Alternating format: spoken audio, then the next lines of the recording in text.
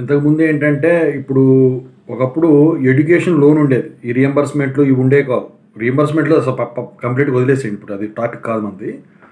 So, education loan ఉండేది. ఏంటి ఇప్పుడు మన ఇండియాలో మనం ఈ తెలుగు రాష్ట్రాల్లో ఇంజినీరింగ్ జాయిన్ అవ్వాలంటే ఏంటంటే వాళ్ళు ఎడ్యుకేషన్ లోన్ ఇచ్చేవాళ్ళు.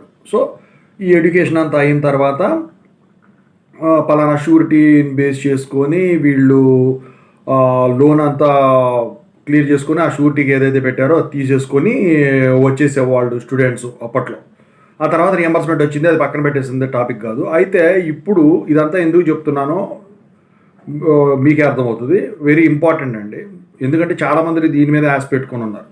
ముందుగా అయితే ఇంతవరకు ఈ ఛానల్ సబ్స్క్రైబ్ చేసుకున్న వాళ్ళు ఉంటే సబ్స్క్రైబ్ చేసుకుని వీడియో లైక్ చేసి షేర్ చేయండి. మీకు ఏమైనా డౌట్స్ ఉంటే కాల్ మీ 4 ద్వారా కాల్ చేయండి. తెలుగు ఇంజనీరింగ్ ఎడ్యుకేషన్ టెలిగ్రామ్ ఛానల్లో జాయిన్ అవ్వండి. YouTube channel Telugu engineering education JNT university updates channel subscribe చేసుకోండి ఖచ్చితంగా.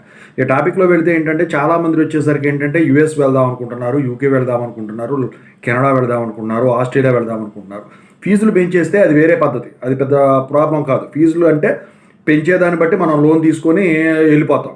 అయితే షూరిటీ అనేది ఖచ్చితంగా అయితే పెట్టాల్సిందే. ఇప్పుడు ఇల్లు అయినా పొలం అయినా ఏదో ఒక డాక్యుమెంట్స్ పెట్టండి, ఎవరో కూడా మీకు లోన్ ఇవ్వరు ఎక్కడికైనా కానివ్వండి. అయితే ఏంటంటే ఆ షూరిటీ పెడితే అమెరికాకైనా, లండన్కి పోయేవాళ్ళకైనా, ఆస్ట్రేలియాకైనా, కెనడాకైనా సో ఎంఎస్ చేస్తున్నారు కాబట్టి అది కూడా ఎడ్యుకేషన్ అవుట్ ఆఫ్ కంట్రీ కాబట్టి ఎడ్యుకేషన్ లోన్ ఇచ్చేవాడు. ఇప్పుడు యూఎస్ఏలో జరుగుతున్న చికాకులకు వచ్చేసరికి ఏంటంటే ఎడ్యుకేషన్ లోన్ ఇవ్వటానికే జంకుతున్నారు.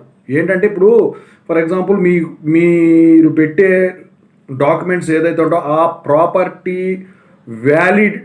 వాల్యూని బట్టి దాంట్లో సగానికి సగం కూడా కాదు, 40% వరకే వాళ్ళు లోన్ ఇస్తారు. ఎందుకంటే అంతకుమించి ఇచ్చినా వీళ్ళు కట్టలేరని చెప్పేసి.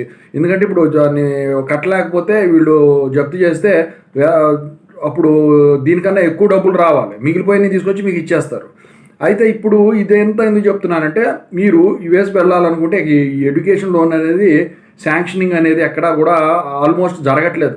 ఎక్కడికి వెళ్దాం అనుకుంటున్నారంటే యుఎస్ అని అన్నారు అనుకోండి, మేము ఇవ్వట్లేదు దానికి అని చెప్తున్నాను. ఇంతకుముందు ఏంటంటే పిలిచి మరీ ఇచ్చేవాళ్ళు, మీరు మీ అబ్బాయి యుఎస్ వెళ్తున్నారా, మీ అమ్మాయి యుఎస్ వెళ్తున్నారా, ఈ షూరిటీ పెట్టి తీసుకోండి అని చెప్పేసి. యూకే వెళ్తున్నారు అనుకోండి దానికి ఇస్తున్నారు. మళ్ళీ కెనడాలో కూడా ఇదే పరిస్థితి. ఆస్ట్రేలియా వెళ్తున్నారు అనుకోండి పెంచినా కూడా ఫీజులు దానికి ఇస్తూనే ఉన్నారు. ఇక వేరే కంట్రీలో ఎక్కడికి వెళ్ళినా కూడా ఇస్తూనే ఉన్నారు.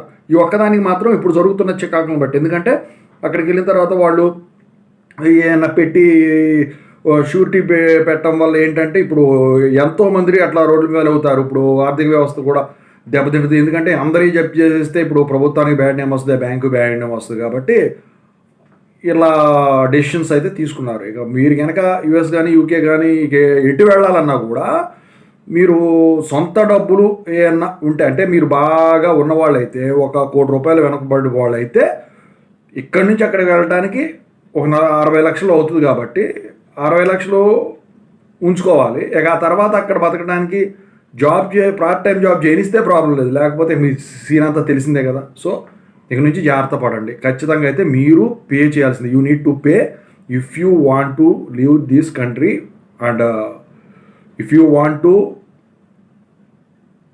go for a higher education in abroad, so this is the process. ఓకేనా? సో దీనిపై మీ కామెంట్ అయితే మీరు వెళ్తే కనుక ఎస్ అని పెట్టండి, లేకపోతే నో అని కామెంట్ చేయండి. ఓకేనా? Thank you so much. ఈ వీడియోని అయితే అందరికీ షేర్ చేయండి. పాపం చాలామంది తెలియని వాళ్ళు ఉన్నారు.